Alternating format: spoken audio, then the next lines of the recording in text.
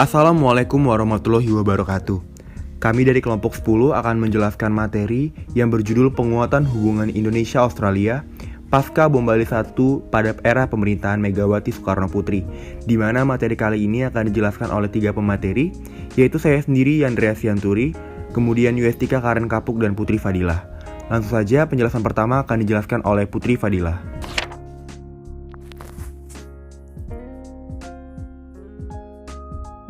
Pemahaman tentang jihad sering disalahartikan oleh sebagian orang, khususnya pada umat muslim, dan cenderung mengartikan bahwa jihad adalah peperangan fisik melawan musuh atau orang-orang yang tidak satu pemahaman dengan mereka. Imam Samudra, pelaku dari bom bunuh diri di Bali, memahami jihad sebagai memperjuangkan hukum Allah, mendakwahkannya, serta menegakkannya. Target dari Imam Samudra adalah individu yang mereka anggap kafir dan menyerang, di mana targetnya berkumpul, yaitu Sari Club dan Pedis Pub di Bali. Namun, pernyataan yang melatar belakangi tindakan ini dianggap tidak rasional. Menurut Adi Saputra, ia menjelaskan bahwa ada 2 motivasi dari pemboman tersebut, yaitu motivasi politik dan balas dendam. Dalam motivasi politik, ia menjelaskan jika Imam Samudra menyatakan mereka adalah representasi dari umat muslim yang tertindas dan mereka dapat melawan, dan pemboman tersebut adalah peringatan untuk Amerika Serikat dan sekutunya. Untuk motivasi selanjutnya, tindakannya melakukan pemboman adalah bentuk balas dendam kepada Amerika Serikat yang menyerang Afghanistan pada bulan Ramadan. Amerika Serikat sendiri menyerang Afghanistan dikarenakan Afghanistan yang dikuasai oleh Taliban enggan untuk menyerahkan pemimpin Al-Qaeda, yaitu Osama bin Laden. Akhirnya, Amerika Serikat yang dipimpin oleh George Walker Bush pada saat itu memutuskan mengirimkan militer mereka untuk membom Afghanistan dengan target Al-Qaeda dan Taliban. Al-Qaeda dianggap bertanggung jawab atas kejadian pemboman World Trade Center pada 11 September 2001. Imam Samudra melakukan tindakan pemboman ini sebagai balas dendam untuk kekejaman Amerika Serikat terhadap Timur Tengah. Pada 12 Oktober 2002, anggota organisasi Jemaah Islamiyah yaitu Imam Samudra, Amrozi, Ali Imron, dan Ali Gufron tersangka dari tindakan pemboman Sari Club dan Pedis Pub di Bali yang menewaskan 202 orang. Nah, apa saja sih dampak dari terjadinya bom Bali 1 ini? Yang pertama ada stabilitas dan reformasi politik strain domestik. Hubungan Megawati yang paling bermasalah ialah dengan wakil presidennya sendiri, yakni Hamzahas. Hamzahas merupakan pemimpin Partai Persatuan Pembangunan, partai yang berorientasi Islam dan merupakan salah satu dari 3 partai yang diizinkan untuk hidup di bawah rezim Soeharto. Hamzahas sendiri secara terbuka menghubungkan dirinya dengan beberapa organisasi Islam yang lebih ekstrim di Indonesia. Contoh yang paling terkenal adalah kunjungannya pada Mei 2002 kepada seorang pemimpin Laskar Jihad yang dipenjara, sebuah kelompok yang mendapat ketenaran karena kampanye kekerasannya terhadap orang-orang Kristen di bagian timur Indonesia. Sebelum peristiwa bom Bali, Hamzahas membantah bahwa ada kelompok Islam ekstrim yang aktif di Indonesia dan menyerang sikap Megawati yang mendukung Amerika dalam kampanye War on Terror setelah terjadi tragedi 11 September. Organisasi massa Islam utama seperti Nahdlatul Ulama dan Muhammadiyah menyatakan dukungan atas tindakan pemerintah untuk kelompok-kelompok yang diduga teroris.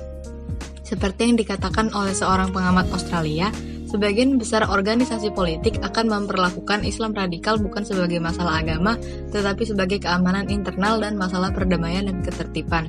Yang kedua, ekonomi. Efek yang paling jelas adalah kerusakan pariwisata di Pulau Bali. Bali merupakan salah satu daerah yang kurang berkembang di Indonesia dan sangat bergantung pada industri yang satu ini untuk menyediakan lapangan kerja bagi tenaga kerja yang sebaliknya sebagian besar terlibat dalam pertanian semi subsisten. Bali menyumbang sekitar 40% dari pendapatan Indonesia dari pariwisata, yang pada 2002 menghasilkan sebesar US 5,4 miliar dalam valuta asing. Intervensi Bank Sentral dalam 2 hari pertama setelah terjadinya ledakan berhasil mencegah penurunan tajam nilai rupiah, yang mencerminkan kekuatan fundamental ekonomi makro dan cadangan Bank Sentral. Beberapa ekonom berpendapat bahwa sedikit penurunan nilai rupiah sebenarnya akan membantu anggaran, karena akan meningkatkan pendapatan minyak dan gas, serta pendapatan dari PPN untuk impor. Namun masalah yang lebih besar adalah pukulan terhadap industri pariwisata yang menghasilkan sekitar 5 miliar dolar setahun dan hilangnya pekerjaan. Lalu bagaimana dengan hubungan dengan Australia? Apakah menjadi sebuah masalah atau kesempatan?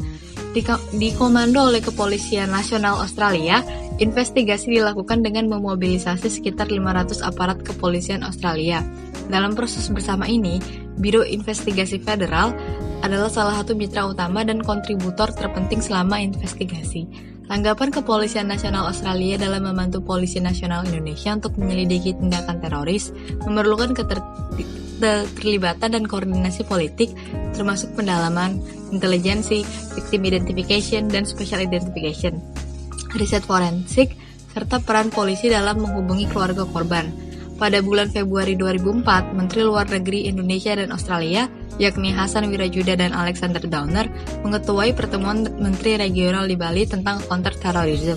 Pertemuan ini membahas tentang tantangan pertahanan dapat memberikan kontribusi yang substansial terhadap upaya counter-terrorism secara global. Proses penanggulangan terorisme di Bali telah memperkuat tekad pemerintah masing-masing negara yang terlibat untuk siap menantang kedatangan dengan berbagai aturan dan reaksi di tingkat dalam negeri dan internasional. Pusat Kerjasama Penegakan Hukum Jakarta merupakan contoh kerjasama counter-terrorism yang dilakukan Indonesia serta Australia dan akan terus memberikan pelatihan terstruktur untuk penegakan di kawasan Asia Pasifik dan mempersiapkan zona untuk implementasi berbagai perjanjian kawasan dengan dukungan kuat untuk masalah counter-terrorism. Kolaborasi ini menciptakan peluang untuk melakukan training dan kontrol oleh Australia untuk penegakan peraturan di Indonesia. Peraturan Pusat Kerjasama Penegakan Hukum Jakarta adalah menyediakan pembelajaran dan supervisi dengan fasilitas berstandar internasional guna para petugas aparat Indonesia. Pelatihan ini bermanfaat untuk menyelidiki tindak kriminal lintas negara dengan fokus memerangi terorisme. Baik, dari penjelasan tadi bisa ditarik kesimpulan bahwasanya kebijakan yang diambil oleh Presiden Megawati dalam menanggapi kasus bom Bali 1 menimbulkan polemik tersendiri, terutama adanya kemunculan respon yang positif maupun negatif dari ruang lingkup masyarakat. Dengan adanya fenomena ini, stigma masyarakat yang ragu akan kepemimpinan Megawati sebagai kepala negara Indonesia semakin diperkuat dengan adanya implikasi yang dianggap merugikan masyarakat, seperti upaya yang dilakukan dalam menanggulangi terorisme cenderung bersifat berlebihan seperti penculikan dan penyiksaan terhadap anggota. Kemudian adanya pembentukan undang-undang yang fokus terhadap masalah terorisme tentunya harus diiringi dengan edukasi kepada masyarakat mengenai apa itu terorisme dan tujuan pemberian pemahaman sehingga dapat meminimalisir terjadinya fenomena terorisme. Baik, itu saja yang bisa kami sampaikan. Mewakili kelompok, saya ingin meminta maaf apabila terdapat kesalahan kata. Semoga apa yang kami sampaikan bisa menambah pengetahuan dan wawasan teman-teman sekalian. Atas perhatiannya kami ucapkan terima kasih. Assalamualaikum warahmatullahi wabarakatuh.